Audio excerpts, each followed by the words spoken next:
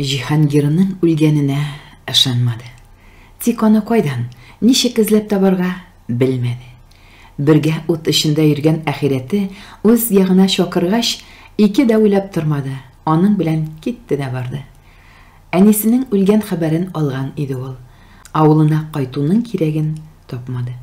Тыныч тормышка кайткач та, бөтен уе теләге шул булды. Җиһангирны эзләп табарга. Иремне эзләп табарга ярдәм итегез, дип кайларга гына язмады. Ике хатының берсендә погиб героически, похоронен дигән җавап килә башлагач, тукталды. Булай гына көтәчәк ул аны, гомер буе көтәчәк. Кайтыр ул, Җәмиләнең көтәчәген белә, кайтыр. Шулай итеп гомер үтеп китте. Җиһангир кайтмады. Өйләнгәндер диючеләр булды, ышанмады. Исән бит син, Җиһангир, кайт инде. Шерим итеп утырган карт сискәнеп китте. Кемдер Җиһангир, кайт инде дип кычкырды түгелме соң? Карт урыныннан торып балконга чыкты. Бүген иртән каршы балконда күргән карчык таныш кебек тоелды аңа.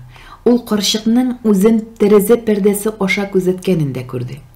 Карт озак кына каршы балконны күзәтте, беркем күренми. Әллә кирип карарганмы? Бывший разведчик бит ул. Карт көлемсерәп куйды.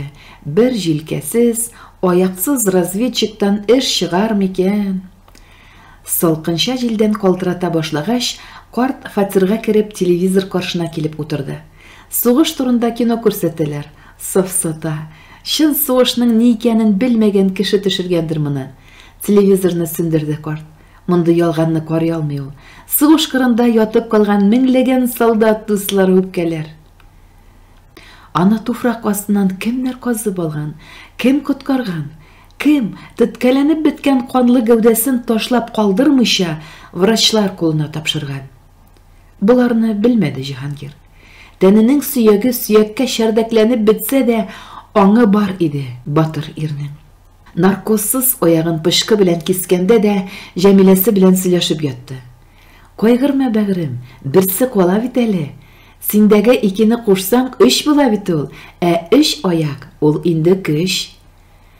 Чыкмаган җанда өмет бар диләр. Хәрби хирург та егетнең яшәү көченә таянып, тереләсенә ышанды. Булды. Үлекләп агып ята башлагач, үзенә кул салырга уйлаган вакытлары да Җиһангирның. Әмма ул уйларны тиз генә куып җибәрә алды. Мин сауыгам, аякка басам, Җәмиләне эзләп табам. Мин аны табарга тиеш, дип ятты. Шушы теләге аны тормышка кире кайтарды. Бер аяксыз, бер җилкәсез калганына уфтанмады. Бу кыяфәтендә дә Җәмиләнең үзен кабул итәсен белә иде ул. Аз гына хәл кергәч тә, яткан җиреннән хат язып Җәмиләне эзли башлады.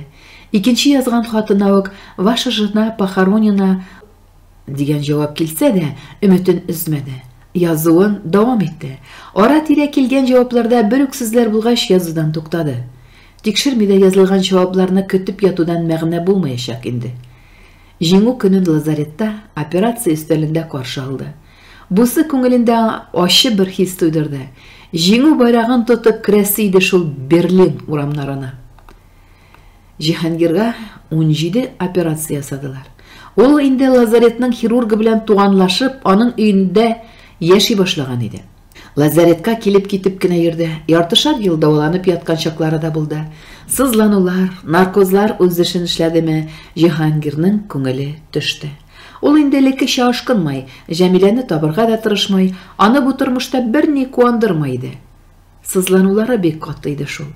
Дошман ядрәсе алып ташлаган җилкәсе башта әрнеп, аннан соң кычытып җәфалады. Әрдегәндә дәвалап, кычытканда кашып алыр идең. Юк бит ул җилкә.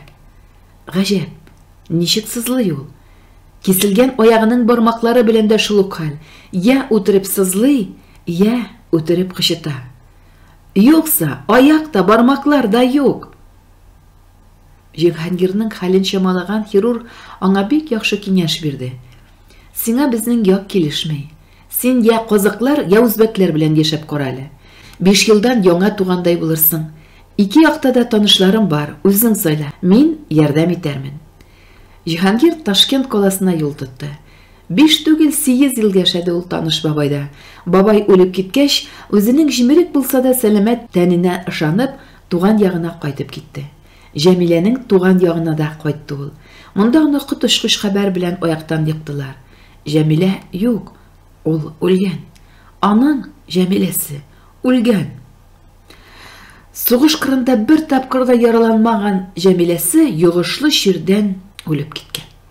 Җиһангир баш ташлап эчә башлады.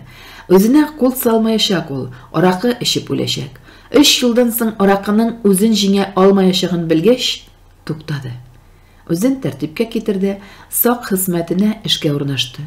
Өйләнү турында уйлап та карамады. Врачлар аңа негоден тамгасын күптән салдылар бит инде. Негоден, негоден. Булса да, Җәмилә кире какмас иде. Аны бары Җәмилә генә шулай ярата. Яшәргә кирәк иде. Якты кояш астында үз урыныңны табарга. Җәмиләсе бер генә минутка да исеннән чыкмады. Соңгы елларда бу хистән арына алмый башлагач, берничә тапкыр яшәү урынын үзгәртте. Күңеле каядыр ашкына, әллә ничә шәһәрдә яшәп карады. Яшәп китә алмый. Бер аяклы килеш яңадан юлга чыга. Күңеле кайсы шәһәрдә калырга тели, ике дә уйламый тота да кала. Инде картайды да, бусы ахыргы тукталыш булыр дип, шушы шәһәргә килеп чыкты. Бу фатирга килеп урнашуына бер ай. Теге карчыкны күргәч, әллә нишләде? Күрәсе иде аны. Икенче көнне иртән торуга карчык үзенең ни эшләсен белә иде. Хәзер шәйләп ала да, чәчләрен матурлатып битенә иннек кершән сөрттөреп, теге карт янына керә. Шулай кирәк. Шулай дөрес булыр. Теге карт Җиһангир булмаса, гафу үтенеп чыгып китәр. Сәгать уклары көндезге 11-не күрсәткәндә, карчык матурлык салонына кереп бара иде инде.